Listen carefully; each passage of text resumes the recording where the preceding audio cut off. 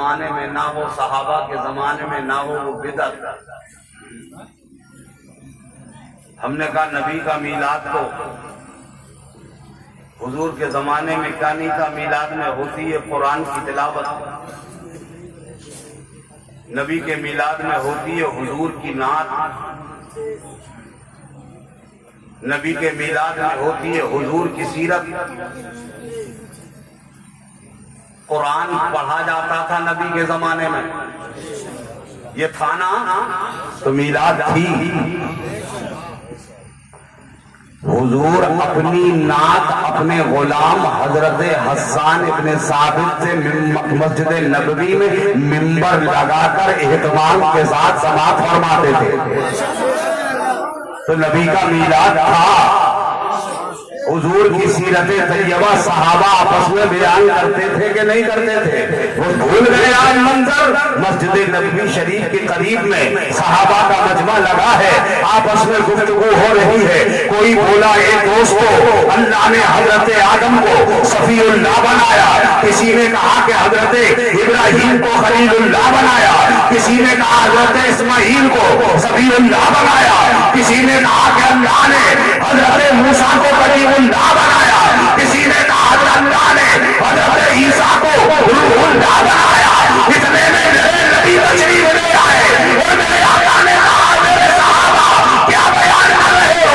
عرض کیا یا رسول اللہ، آدم کو صفی اللہ بنایا گیا، ابراہیم کو خلیل اللہ بنایا گیا، اسماعیل کو صفی اللہ بنایا گیا، حضرت موسیٰ کو کلیم اللہ بنایا گیا، حضرت عیسیٰ کو روح اللہ بنایا گیا۔ اور میرے نبی نے فرمایا اے صحابہ خوش ہو جاؤ، تمہارے نبی کو تمہارے رب نے حبیب اللہ بنایا ہے۔ سبحان اللہ، نعرہ تکبیر، نعرہ رسالت، نعرہ رسالت، نعرہ رسالت، نعرہ حیدری، علماء اہل سنت، نعرہ تکبیر، سبحان اللہ، ماشاء اللہ۔ یہ کہتا ہے ظالم لا ثبوت، قرآن میں کہا ہے، بھول گئے قرآن میں یاد کرو اللہ تعالیٰ نے یوم میثاق،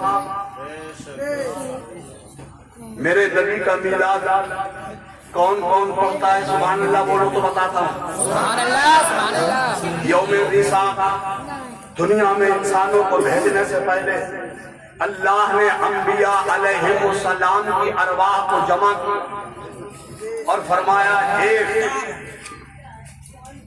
وہ ارواح جنہیں میں نبوت سے سرفراز کروں گا، تمہیں نبی بناؤں گا۔ بولو جب میرا آخری نبی، جب میرا آخری رسول، جب میرا آخری حبیب دنیا میں تشریف لائے تو تم میرے نبی کی تائید کرو گے؟ سب نے وعدہ کیا۔ یوم میثاق میں بابو آپ کمیٹی میں ہو بیٹا، کمیٹی میں ہو؟ یہ جتنے بھی پٹے ڈالے گھوم رہے ہیں یہ سب کمیٹی والے ہیں؟ ماشاءاللہ، اللہ سب کو سلامت رکھے۔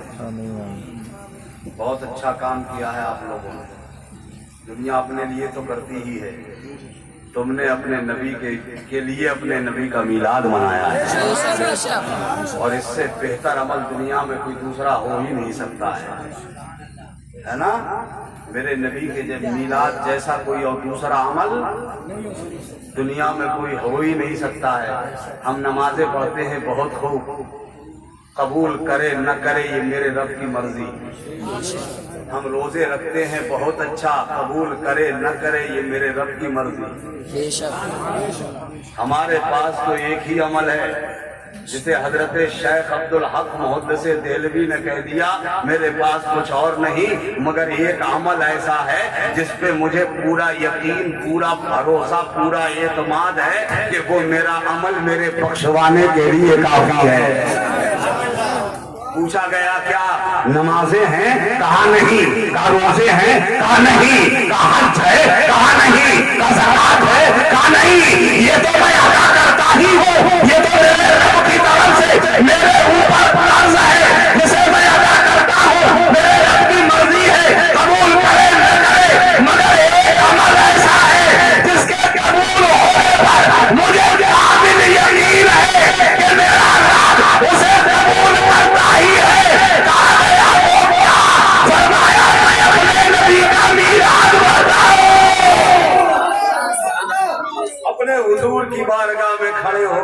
को सलाम करता हूं। ये तो मेरा रब कबूल फरमाएगा ही। तवज्जो है। अब कहते हैं कि दिखाओ सबूत। कहाँ है कुरान, कहाँ है हदीस में? हदीस का नाम बहुत लेते हैं जिसने कभी हदीस तक ना देखी और मोटी मोटी हदीसों का नाम लेगा। क्या बुखारी में है?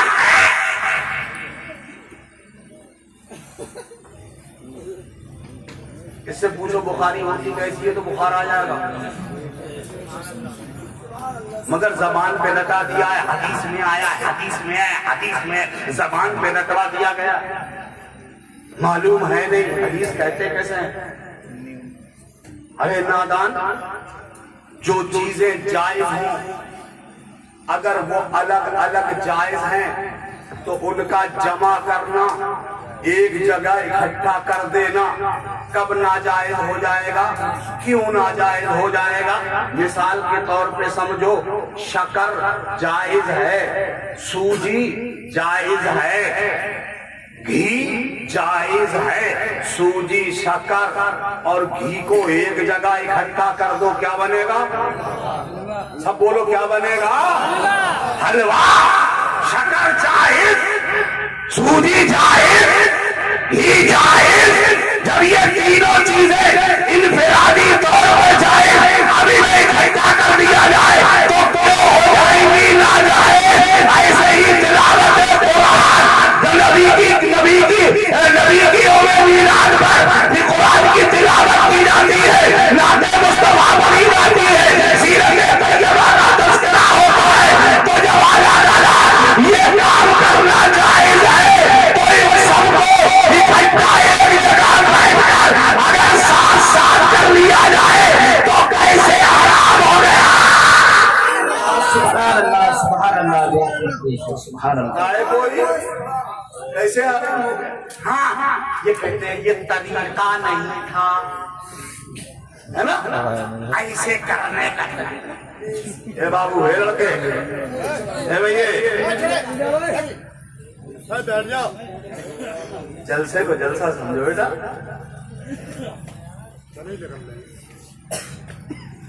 का ये तरीका नहीं था,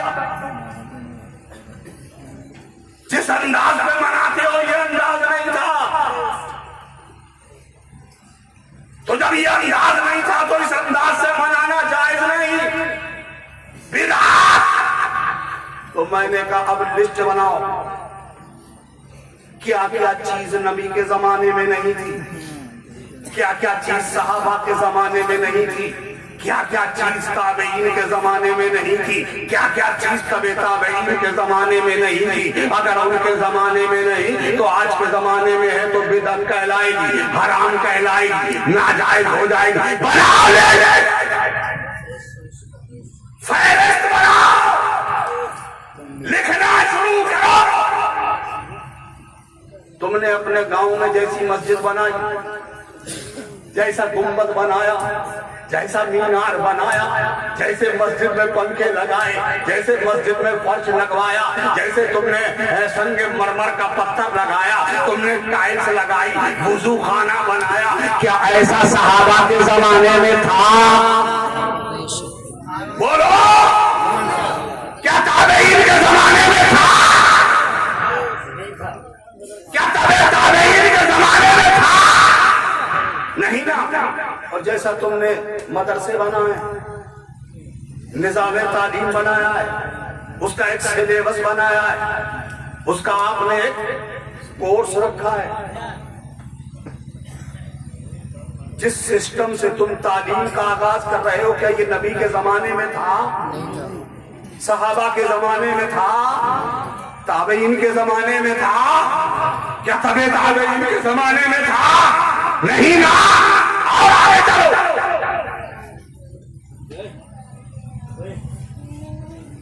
तवज्जो चाहूंगा एक लम्हे के लिए।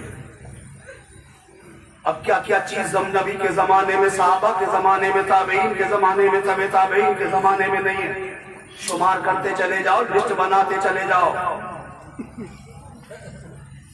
तो क्या ये सब चीजें नाजायज हो जाएंगी? کہ یہ سب چیزیں بدعت و حرام ہو جائیں گی؟ نہیں نا. تو جب مسجد ویسی بنانا جائز جیسی نبی کے زمانے میں نہیں، صحابہ کے زمانے میں نہیں، تابعین کے زمانے میں نہیں، تابعین کے زمانے میں نہیں، جب جیسا مدرسہ آج ہم بنا کے رکھا ہے، جیسی تعلیم کا انتظام ہم نے کیا ہے اپنے بچوں کو سکھانے کے لیے، قرآن و حدیث پڑھانے کے لیے، انہیں اللہ کے رسول کا غلام بنانے کے لیے ہم نے جیسی ترتیب رکھی ہے تعلیم کی، بچے کو پڑھایا جاتا ہے. کیا یہ دادی تھی، کیا ثانیہ تھی، کیا ثالثہ تھی، کیا ایسے پڑھایا جاتا تھا؟ نہیں نا. تو جب ایسا پڑھانا آج کے زمانے میں ناجائز نہیں جائز ہے، تو پتہ چلا اگر مسجد بنانا ایسی جائز، مدرسہ بنانا ایسا جائز، نظام تعلیم ایسی کرانا جائز، تو اس طرح سے نبی کا میلاد منانا بھی جائز. سبحان اللہ بے شک. اب اس جائز کو جو کہے ناجائز تو اس کی کنڈلی کھنگالو، وہ خود ہے ناجائز. اس سے پوچھو کیا تو صحابہ کے زمانے میں تھا؟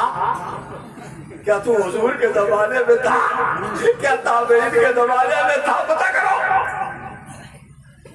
تو جو نبی کا میلاد بتائے ناجائز، اس کی کنڈلی میں اس کی تہ میں جاؤ، اس کی خانہ تلاشی لو، وہ خود نکلے گا ناجائز.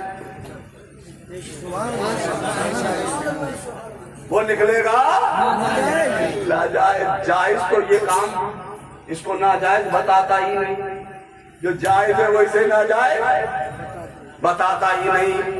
روتا وہی ہے، چیختا وہی ہے، چلاتا وہی ہے جو ناجائز ہے. نہیں پتا آپ کو؟ جب میرے آقا کے آنے کا دن آیا، میرے سرکار اس دنیا میں تشریف لانے والے ہیں، میرے نبی کی میلاد پاک کس نے نہ منائی؟ حضرت آدم آئے کہتے رہے وہ آنے والے ہیں، حضرت نوح کہتے رہے نبی آنے والے ہیں، حضرت شیش نے کہا وہ آنے والے ہیں، حضرت ابراہیم نے کہا وہ آنے والے ہیں، حضرت اسماعیل بولے وہ آنے والے ہیں، حضرت موسیٰ نے کہا وہ آنے والے ہیں، حضرت عیسیٰ نے کہا وہ آنے والے ہیں. پہلے انبیاء کہتے تھے کہ وہ آنے والے ہیں، یہ کہہ کے نبی کا میلاد مناتے تھے. اب وہ آ چکے ہیں تو لوگ خدا یہ کہہ کے میلاد کر رہے ہیں وہ آ گئے ہیں جو آنے والے تھے.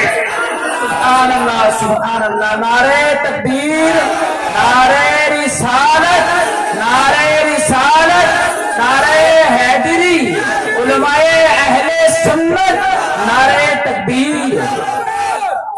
وہ آ گئے ہیں جو آنے والے تھے، آ گئے. اللہ اکبر. میرے آقا تشریف لے آئے اور جب سرکار آئے تو زمین مسکرائی، آسمان مسکرایا، ستارے مسکرائے، کنکمے مسکرائے، زمین و آسمان مسکرائے، یہ لوح و قلم مسکرائے، یہ چاند و سورج مسکرائے، زمانے کا ذرہ ذرہ مسکرایا. سب مسکرا رہے تھے، سب خوشیوں میں ڈوبے ہوئے تھے. پتا کرو زمانے میں کون رو رہا تھا، زمانے میں کون چلا رہا تھا. ذریت نے دیکھا پہاڑوں کے بیچ میں ایک چیخنے والا چیختا ہے، سر پٹکنے والا سر پٹکتا ہے، پتھروں پہ سر مارتا ہے، ہائے ہائے کر رہا ہے، تیز اپنا چہرہ پیٹ رہا ہے، سینہ گونی کر رہا ہے. ذریت نے پوچھا تجھے کیا ہو گیا؟ کہا میں نے تجھے پتا نہیں کہ حضرت عیسیٰ علیہ السلام کے زندہ آسمانوں میں اٹھائے لے جانے کے بعد میں نے جو اتنا زمانہ، لمبا زمانہ 570 سال کا لمبا جو زمانہ گزرا، اس زمانے میں میں نے جو اندھیرا قائم کیا تھا، جو میں نے حکومت قائم کی تھی، آج اس حکومت کے پرخچے اڑانے والا رسول گرامی بنا آیا ہے. میری حکومت کو خطرے میں لانے والا آ گیا ہے. تو جو کل رو رہے تھے وہ آج بھی رو رہے ہیں. رو رہے نا. اور بہانے دیکھو کتنے بہتر، کیسی کھوج کھوج کے لاتے. کیا کہتے ہیں معلوم؟ بھائیوں دیکھو نبی کا میلاد آتا ہے तुम अपना मकान सजाते हो, अपनी गली सजाते हो, अपना मोहल्ला सजाते हो, खूब डेकोरेशन करते हो, खूब रोशनी करते हो, खूब झंडे लगाते हो। सुन्नी कहता है अल्हम्दुलिल्लाह, तो कहता है तुम इसमें रुपया लगाते हो, इसमें पैसा लगाते हो, खून पसीने की कमाई लगाते हो, जाया चली जाती है, बर्बाद चली जाती है, बदतर तबाह हो जाती है, कोई फायदा नहीं। काश तुम इसी पैसे को बचा के रखो तो अपने मोहल्ले, अपनी बस्ती, अपने गांव में किसी गरीब बेबाप को देख लो जिसकी बेटी जवान हो और वो शादी के लायक हो, तो तुम नबी का मीलाद न मनाया करो, डेकोरेशन न किया करो, उस पैसे को बचाकर गरीब की बेटी की शादी कर दिया करो। कहते हैं ना, आता है ना कानों में, कितना अच्छा बहाना निकाला है। अरे बात तो बहुत पते की बता रहा है। देखो अच्छी बात तो कभी कभी शैतान भी बता देता है, बता देता है ना। नहीं मालूम आपको, हजरत अमीर मुआविया फजर के वक्त में सो गए, आंख लग गई, अभी सो ही रहे थे कि शायद दरवाजे की कुंडी खटखटाने वाले ने खटखटाई, हजरत हजरत उठिए उठिए उठिए, फजर का वक्त हो गया, उठिए। बड़बड़ा के उठे हजरत अमीर मुआविया, कब नमाज का वक्त हो गया फजर का, कहिए मेहरबान कौन है जिसने मुझे सोने दे दिया, जगा के मुझे नमाज पढ़वा रहा है, पता करो ये मेहरबान कौन। तलाश किया गया तो जगाने वाला कोई और नहीं था शैताने लईन। सुभान अल्लाह, सुभान अल्लाह। शैतान, आपने फरमाया ये इब्लीस, ये शैतान, एक बात तो बताओ, तेरा काम तो नमाजी को नमाज के वक्त में सुलाने का है, जगाने का नहीं, मगर तुम इतना मेहरबानी कर रहा है कि मुझे नमाज के लिए जगा रहा है। तो कहने लगा हजरत हमारा कोई काम हिकमत से खाली होता नहीं है, बात यह है उस दिन हमने आपको फजर के वक्त में बरगला दिया, हमने आपको तोड़ दिया, हमने थप्पी दे के सुला दिया, आपकी नमाज कदा हो गई, और जब नमाज कदा हो गई आप खौफे इलाही से, खशियते रब्बानी से, अल्लाह के डर से इतना रोए, इतना रोए, इतने आंसू बहाए कि अल्लाह ताला ने आपको 70 नमाजों का सवाब अता कर दिया। तो मैंने आपको इसीलिए जगाया है, कहीं अगर आज सो गए तो कहीं अल्लाह आपको फिर से 70 नमाजों का सवाब अता दे दे, इसलिए जगा रहा हूं ताकि नमाज का सवाब एक ही के बराबर मिले। देखा आपने, कभी कभी शैतान भी सही रास्ता दिखाता है ना। अच्छी बात बताना, कितना अच्छा बहाना तराशा है, कितनी अच्छी ढूंढ के लाया है। ये डेकोरेशन मत करो, ये रोशन, ए लल्ला, ए रखो, ए रखो, ए बाबू नीचे बैठ जाओ।